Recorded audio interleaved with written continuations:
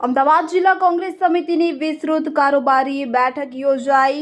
અમદાવાદ જિલ્લા કોંગ્રેસ સમિતિ દ્વારા જિલ્લાની વિસ્તૃત કારોબારી બેઠક બોલાવવામાં આવી હતી, કે જેમાં એઆઈસીસીના મંત્રી અને ઝોનલ નિરીક્ષક શ્રી રામકિશન ઓઝા અધ્યક્ષસ્થાને ઉપસ્થિત રહ્યા હતા. તદુપરાંત પ્રદેશ હોદ્દેદારો ગુજરાત યુવક કોંગ્રેસના પ્રમુખ હરપાલસિંહ ચુડાસમા, બિમલભાઈ શાહ, મુર્તુજા ખાન પઠાણ, શૈલેષભાઈ પરમાર, પંકજસિંહ વાઘેલા, સોનલબેન પટેલ, ઇન્દ્ર વિજયસિંહ ગોહિલ, સંજયભાઈ મકવાણા, અશ્વિનભાઈ રાઠોડ, અમદાવાદ કોંગ્રેસ જિલ્લા પ્રમુખ અમરસિંહ સોલંકી, કનુભાઈ મકવાણા તથા રાકેશભાઈ ભરવાડ સાથે ઉપસ્થિત રહ્યા હતા.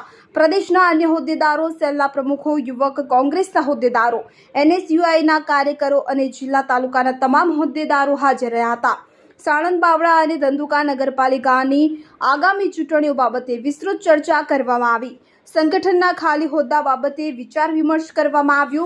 તમામ કાર્યકર્તાઓ હાજર રહ્યા હતા. તો ગુજરાતના ઓબીસી અધ્યક્ષ રાજેશભાઈ ગોહિલ તથા ઋત્વિકભાઈ મકવાણા હરિયાણા ચૂંટણીમાં રોકાયેલ હોવાથી મોબાઈલના માધ્યમથી કારોબારી સભામાં જરૂરી સલાહ સૂચન અને શુભેચ્છાઓ પાઠવી હતી.